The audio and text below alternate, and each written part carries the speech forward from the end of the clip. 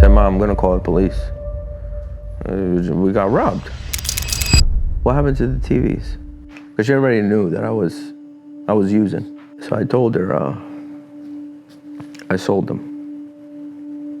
And she just put her head down.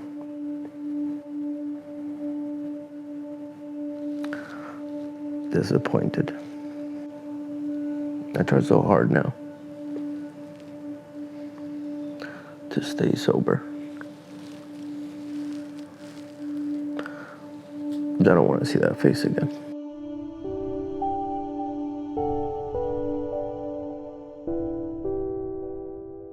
My name is Shawn Tamayo. I'm from Lodi, New Jersey. I've been with Workit Health for over a year now, and it's worked great. I think, like always, I just went on my phone. I think I kind of just typed in a box in maintenance, help, put those words together or something like that. And one of the links happened to be Workit Health. It's so easy to use that app, Workit. The meetings is once a month. That don't bother me to hop on the phone for 1 hour and talk with the other members, staff or whoever. And it's good for me, because I get to hear from the others. I'll just sit and think, when I get those cravings, when I get those thoughts, sometimes I want to know if somebody else is kind of going through the same thing. I like playing sports. I like playing basketball, especially. And my sister, back then, she had problems with her knee and her ankle. And they were prescribing her 90 pills of Percocets and 120 pills of Rocosets every month. And that's how much pain she was in. I got hurt playing basketball one day. And I came home and I took a Tylenol and didn't do anything for the pain. My mom gave me ibuprofen and didn't do anything for the pain. I'm just complaining. I'm in pain. And my sister back then said, on a scale from 1 to 10, how bad does it hurt? I said, 12. She said, I have something, that'll take the pain away. And I said, I already took the Tylenol. Mom already gave me the ibuprofen. She said, no, I have something better, that'll take the pain away. You won't feel it anymore. And I didn't know anything about Percocets. I didn't know anything about Rocosets. I didn't know anything about oxycodone. I didn't know anything about the opiate drug. So I took a Percocet, and she was right. Within like 20 minutes, I didn't feel anything. And then a couple of days later, I think I was complaining about my back. I think it was a basketball accident as well. Came home, and I said, could you give me one of those Percocets? My back is, it's kind of acting funny. And she gave me Percocet, and I felt fine. A couple of days later, I came back home, and I didn't get hurt. But I told my sister, I said, my knee, I hit it with the other guy's knee, and I twisted my ankle a little bit. And I even messed up my finger. It hurts. Ow, ow. I was making up quite the story. She's like, if you want Percocet, just ask for it. Like, you don't have to tell me that you're hurt. I'll give it to you. I said, well, I'm in pain. Can I get one? And she gave me one, and I felt like I was on cloud nine. I felt very relaxed. It didn't feel like before when I was actually in pain. It felt more I was just, somewhere else, very relaxed, and I liked the feeling. Waited for her to go to sleep, and I went in and I started taking pills, started hiding them. My sister was involved with bad people, and she had a crazy boyfriend. One night, he stole a truck, called her and said, can you come meet me? And she went and met up with him. Police were chasing him. He was going up and down Route 21 for about an hour. There was every city, Passaic, Clifton, Rutherford, Patterson, all the cops just chasing him up and down Route 21 until he finally hit a construction truck. The truck looked like a squash soda can. And he got out with cuts and bruises. My sister was paralyzed from the neck down. That was extremely hard because my sister, she liked to dance a lot. She had a wound on her back, this big. It was pretty big. After the accident, she was alive for like about a year, but the wound kept opening. I kept doing surgery over and over again, and the wound just kept opening up until she finally caught sepsis. And then it wasn't long after that. The doctors told us it's time to say your, goodbyes, have these last moments, with your daughter, your sister, to remember by. And that was hard for me.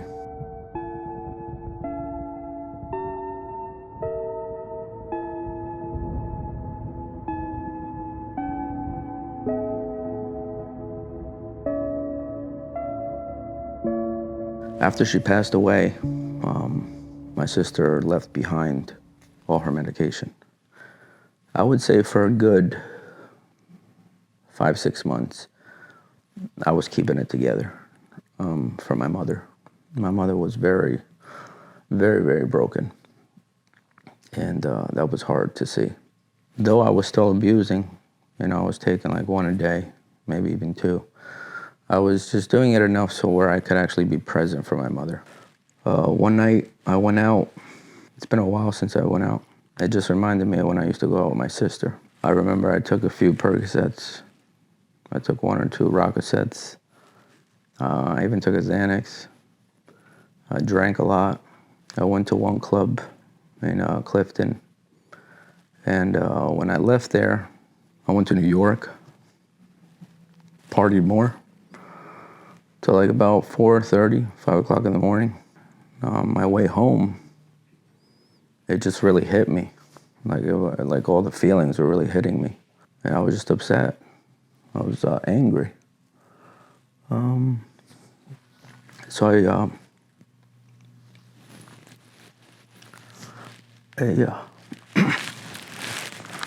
I drove my car into a tree. I realized how selfish that was. Because my mother was hurting. And that probably would have sent my mother over. I get mad because I wasn't thinking. But I was hurting. I was hurting bad. But even after that, the drug use just got worse. So every day I was just taking them just to not feel. And so I was buying Percocets. I was buying 20, 30 a week, I would say. To the point where I rarely had any more money. I was running out of money. And I was like, this is way too expensive for me. Rich people must get high because there's no way I'm gonna get high on, with my salary. But the guy that I was picking up from said you don't have to take pills. You could just switch to dope. And I played it cool like I knew what it was. I was like, well, let me get some dope then. It was like, well, how many do you want? In my mind, I'm thinking it's like a pill form. I'm like, let me get like, I don't know, let's do the same like with the pills, Let me get 30. And he was like, why don't I just give you a brick? And I'm like, yeah, do that. Whatever the brick was. I'm like, yeah, do that. However many pills that is. And just give me $50. He said, give me $50. I said, that's it? Because I was paying out a good $250, $300 a week on just pills. That was back then. It gave me like, almost like kind of the same feeling that the Percocet or the Rocosette did, but really quick. It happened instantly, but it only lasted for like 15 minutes for me. So that was like the danger of it because I was used to having this feeling throughout the day. So $50 now became a lot more expensive for me. I started doing about 2-3 bricks a week.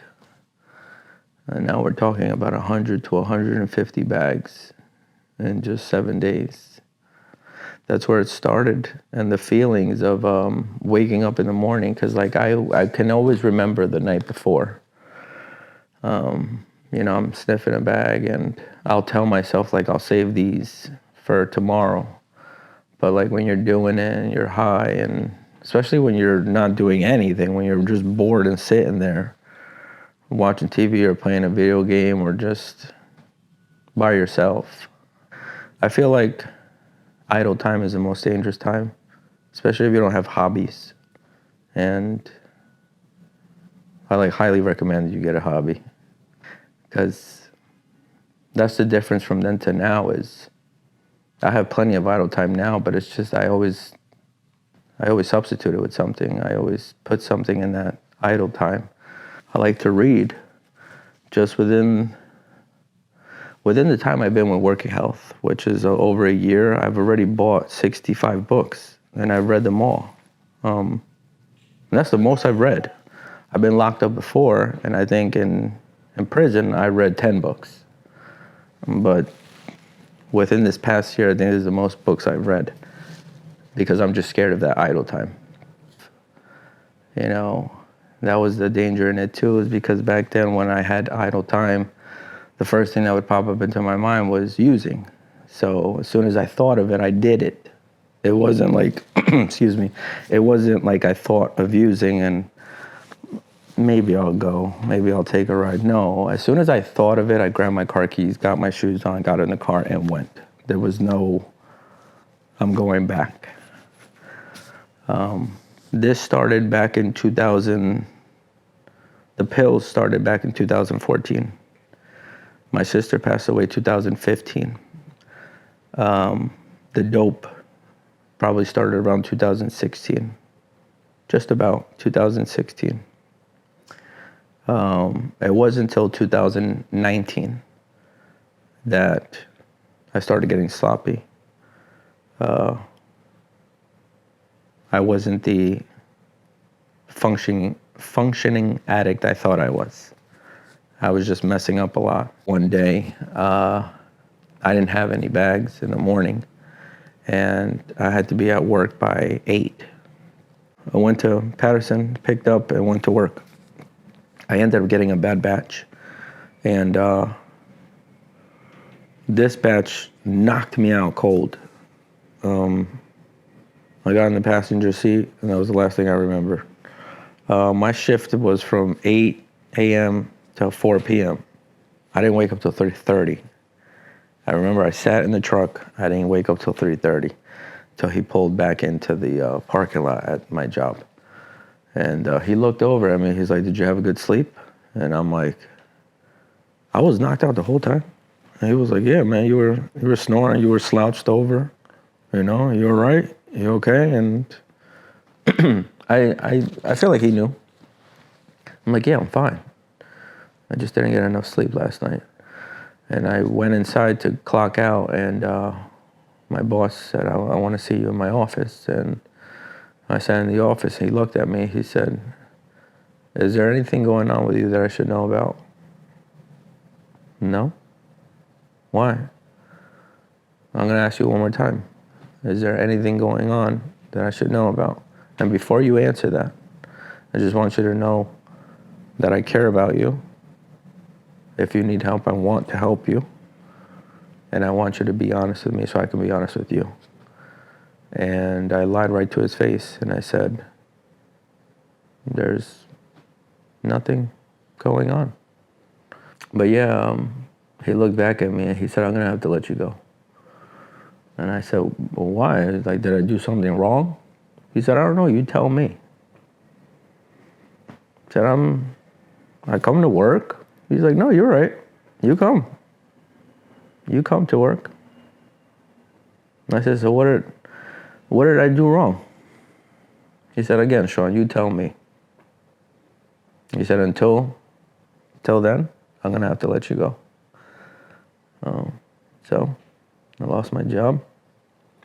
That was the first sign of things going wrong. I remember I was just driving around for like 2-3 hours sniffing bags while I'm driving, mind you.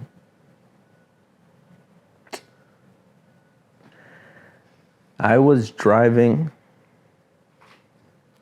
sniffing, texting, all at the same time, with tinted windows. Who does that? Didn't even realize that I was running out of gas. And I broke down right here in front of my house on that street, on Union Street.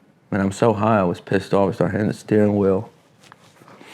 And I got out of the car. I went in the trunk. I went in the trunk because I thought there was a gas tank in the trunk.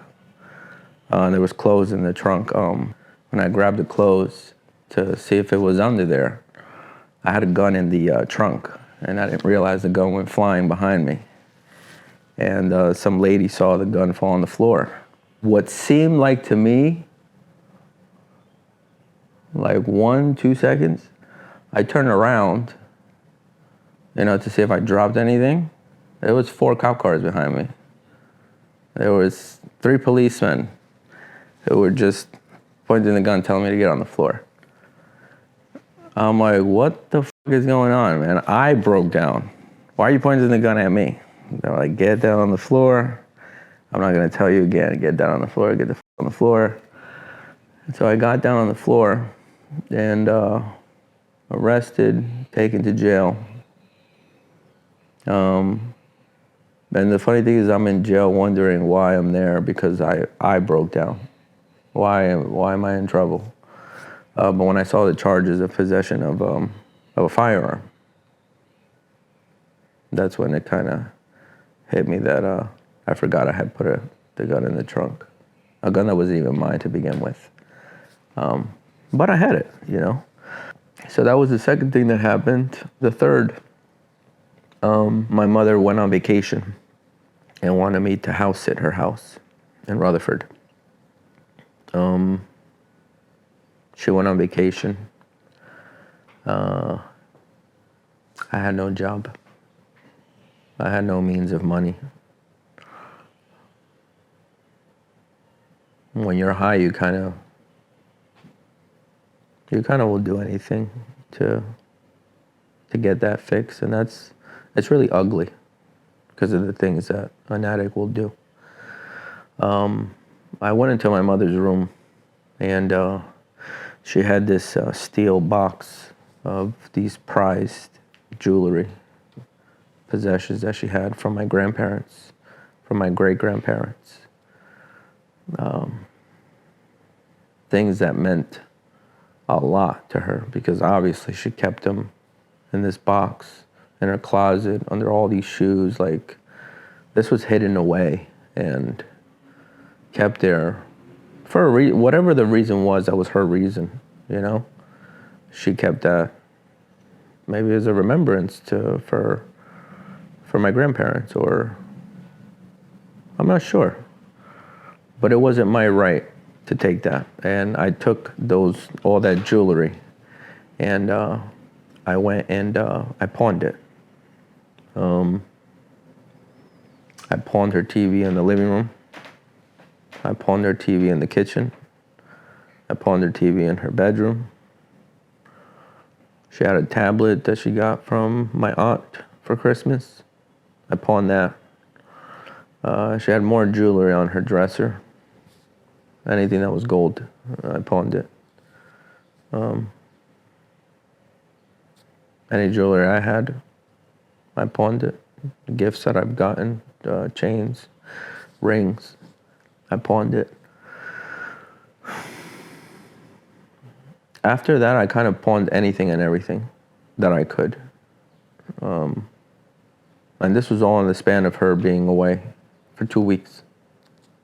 She came back. And I don't know why I thought in my mind I was going to be able to replace just the TVs. At least the TV in the living room, the TV in the kitchen, the TV in her bedroom. Because I know she loves to watch TV. that woman will sit in front of a TV for hours and she'll be content. So I don't know why I thought I was going to be able to replace them. But in my addict mind, when I sold them, I said, I'll be able to put this TV back before she gets home. She won't even notice. I didn't even have enough to buy half of the TV by the time she got back. When she got back home, as soon as she walked in the door, and I picked her up from the airport. So on the drive home, I'm sweating. Well, obviously because of withdrawals and because I'm nervous. She's telling me how of a good time she had in Peru. She's so happy to be home. I missed you. And it's just hurting more and more because of how happy she is. And I knew that in a few minutes she wasn't going to be happy. So we walked through the door. And she said, what happened to the TV in the living room?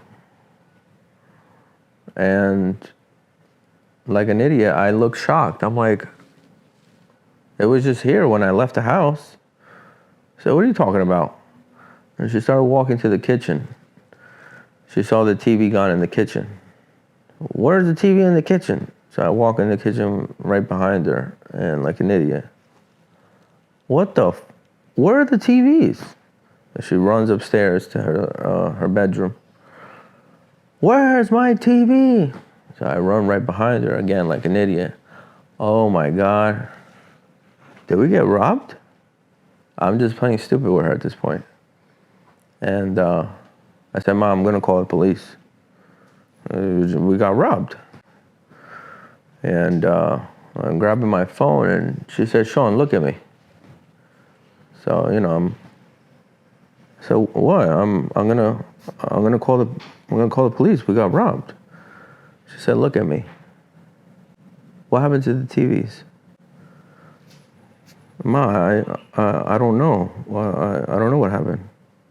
So I'm gonna ask you one more time. What happened to the TVs? Because she already knew that I was using. She just didn't know what I would actually do. So I told her I sold them. And she just put her head down.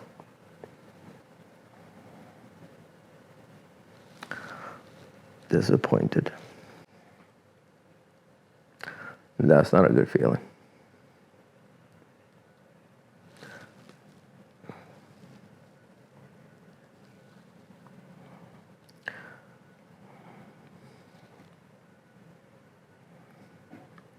I think that's why I try so hard now to stay sober. I don't want to see that face again. She was hurt.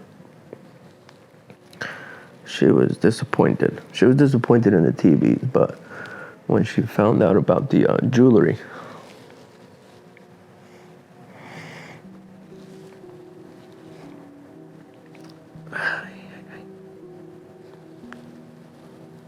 she had this face.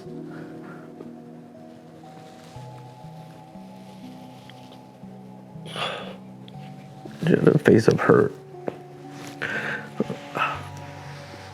But a face I never saw before. She was in pain. She was hurt, disappointed.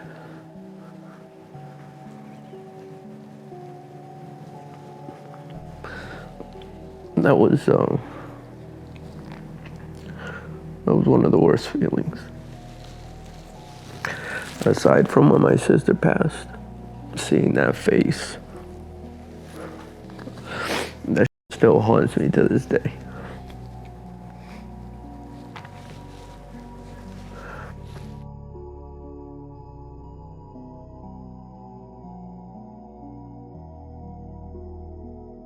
So days pass, and when she finally got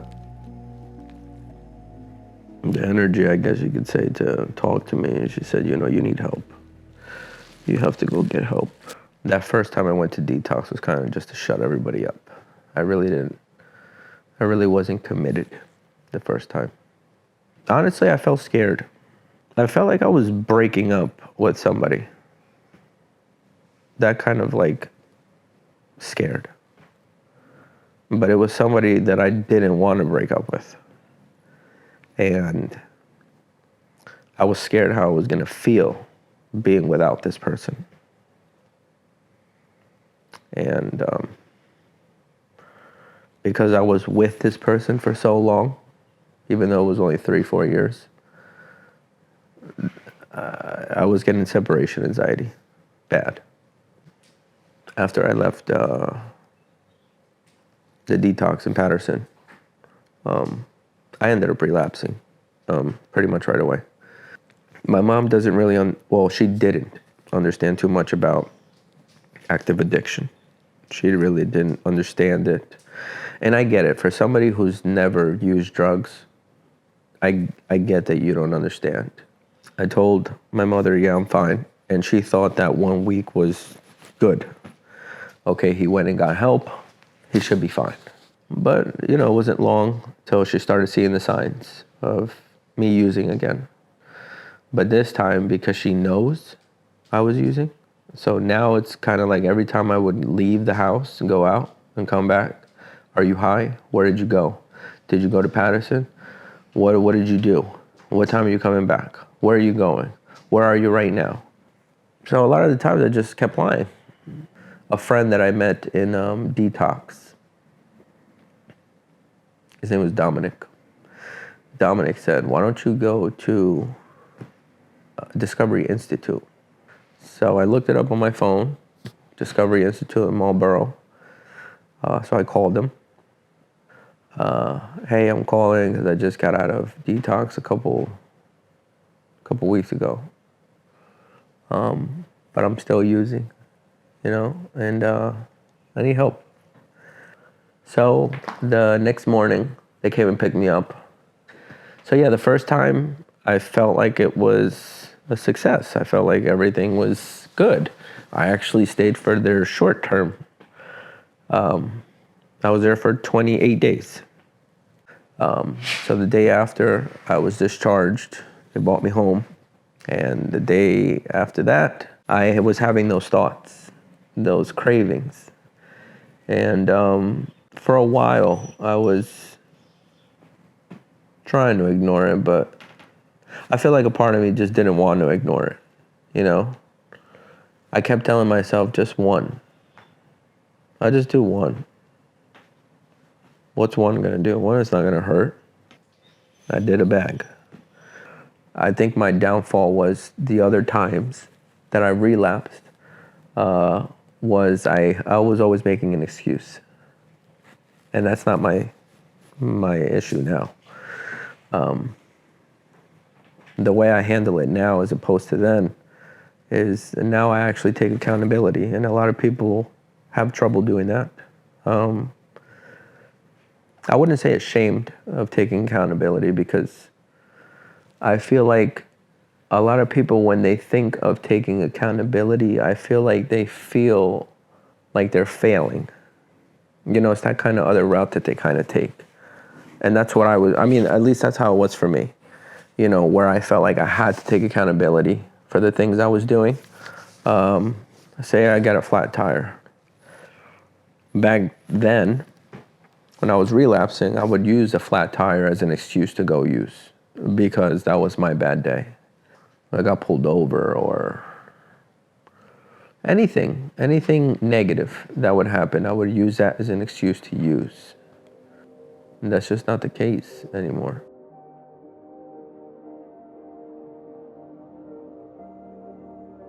For me, maintenance works for me. It just does. Nobody told me about Workit Health. I think, like always, I just went on my phone. I think I kind of just typed this a box in maintenance, help, put those words together, or something like that. And one of the links happened to be Workit Health. My curious mind just clicked on it, and I love to read. So I've read about the whole program, the Workit Health. I just wanted to give it a try. So I put my information in. I told them that I have government insurance. And I just, like anything else, I just wanted to test it out. Surprisingly for me, it's been way over a year already. It's so easy to use that app, Workit. The other thing that I love about it is they don't bother. They don't bother me at all. And not like that. I do get like random messages every now and then. Like if they're hosting a certain meeting, webinars. But other than that, I feel like I'm better off when I'm left alone. Not completely, obviously, because I can't do this alone. But in a sense of, let me find myself again. And I can't do that if you're constantly on my back, calling me, texting me. After like 3 months of being with Workit, I noticed that.